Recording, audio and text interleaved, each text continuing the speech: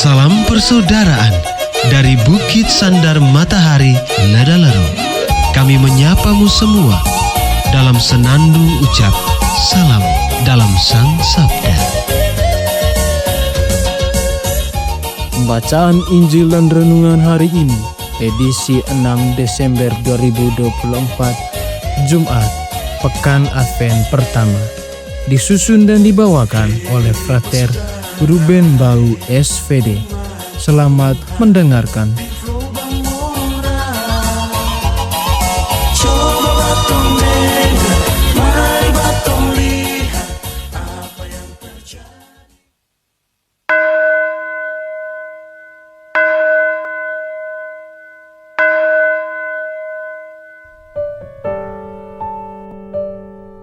Bacaan dari Injil Matius bab 9 ayat 27 sampai 31. Ketika Yesus meneruskan perjalanannya dari sana, dua orang buta mengikutinya sambil berseru-seru dan berkata, "Kasihanilah kami, hai anak Daud." Setelah Yesus masuk ke dalam sebuah rumah, datanglah kedua orang buta itu kepadanya, dan Yesus berkata kepada mereka, "Percayakah kamu bahwa aku dapat melakukannya?" Mereka menjawab, "Ya Tuhan, kami percaya." Lalu Yesus menjamah mata mereka sambil berkata, "Jadilah kepadamu menurut imanmu." Maka meleklah mata mereka. Dan Yesus pun dengan tegas berpesan kepada mereka, katanya, "Jagalah supaya jangan seorang pun mengetahui hal ini." Tetapi mereka keluar dan memasyurkan dia ke seluruh daerah itu. Demikianlah sabda Tuhan. Terpujilah Kristus.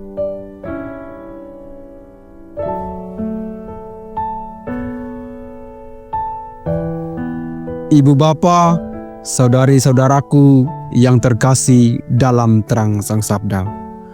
Renungan kita pada hari ini berjudul Hati sebagai rumah bagi mujizat Tuhan.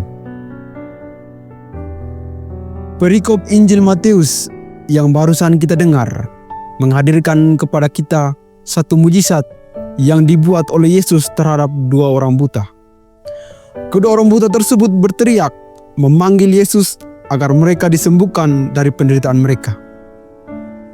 Dan ketika Yesus telah berada di dalam rumah, barulah Yesus bertanya kepada mereka tentang maksud dan tujuan dari teriakan mereka. Mereka membutuhkan kesembuhan mata yang telah buta.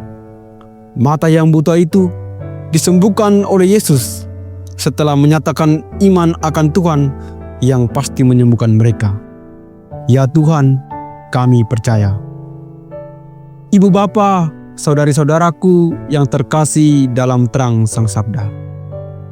Salah satu hal yang menjadi titik fokus permenungan kita pada hari ini ialah pilihan Yesus untuk tidak menjawab panggilan atau teriakan dari kedua orang buta selama dalam perjalanan.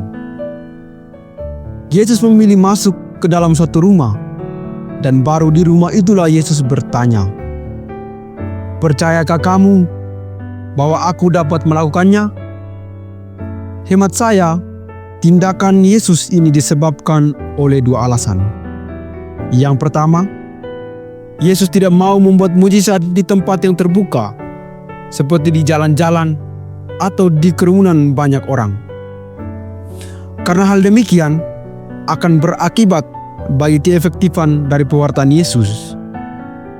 Sehingga pada bagian akhir dari perikop ini, Yesus meminta kepada kedua orang buta itu untuk tidak memberitahukan kepada siapapun. Kendati demikian, mereka tetap menyebarkan dan menunjukkan kepada semua orang tentang mujizat yang dilakukan Yesus terhadap mereka. Akibatnya, tersiarlah kabar tentang Yesus di seluruh daerah tersebut. Yang kedua, Yesus mau supaya pewartaan dan pelayanannya dilakukan dalam situasi dan kondisi yang kondusif. Terutama kondusif bagi kedua orang buta tersebut, supaya fokus dan siap sedia menerima Tuhan. Tempat yang paling tepat saat itu dan menjadi jawaban atas kedua alasan tersebut ialah rumah. Ibu bapa, saudari-saudaraku yang terkasih dalam terang Sang Sabda. Di rumah kita masing-masing ada beberapa bagian yang paling penting. Ada kamar makan sebagai tempat untuk menikmati dan mensyukuri pemberian Tuhan lewat makanan dan minuman. Ada kamar tidur sebagai tempat untuk melepas letih lesu seharian. Dan ada dapur sebagai tempat meramu hasil jerih payah kita dari dunia. Oleh karena itu, seringkali ada pesan-pesan demikian. Anakku, bila engkau lapar dan haus, kembalilah ke rumah. Ibu pasti menanti engkau dengan sepiring daun titi dan segelas air putih. Bapa, jika ragamu lemah dan jiwamu mulai lusuh, kembalilah kepada anak istrimu, sebab ada canda tawa dan belayan kasih yang siap menyambutmu di sini. Saudaraku, bila misimu membuat engkau gelisah, galau, dan merana, kembalilah ke komunitas, rumah tempat segala rindu berlabuh. Lebih baik di sini, di rumah kita sendiri. Rasa lapar yang menjadi kenyang, dahaga yang terpuaskan, kelemahan dan keletihan yang dikuatkan, serta wase di tengah prahara misi merupakan mujizat sederhana dan nyata yang dapat kita lakukan dan rasakan di dunia, di rumah kita. Semua itu terjadi atau terpenuhi karena kita selalu bekerja keras, saling mengasihi, menghormati, menolong, rendah hati, untuk mendengarkan orang lain dan terutama selalu menghidupkan nama Tuhan dalam rumah kita. Ibu bapa, saudari-saudaraku yang terkasih dalam terang Sang Sabda. Di dalam rumah itu, Tuhan masih saja bertanya kepada kita, percayakah kamu bahwa aku dapat melakukannya?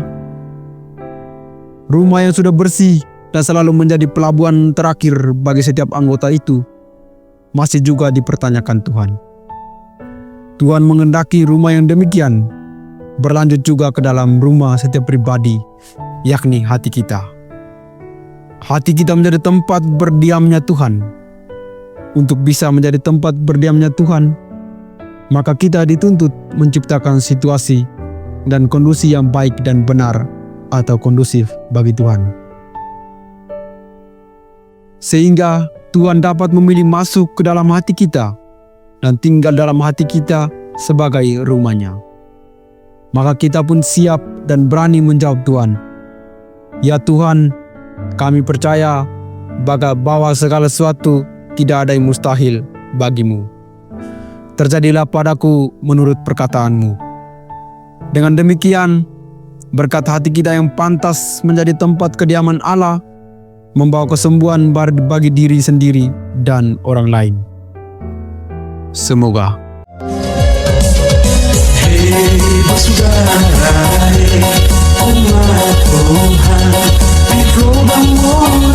Sahabat-sahabat pencinta Sang Sabda, kita baru saja mendengar bacaan Injil dan renungan edisi hari ini.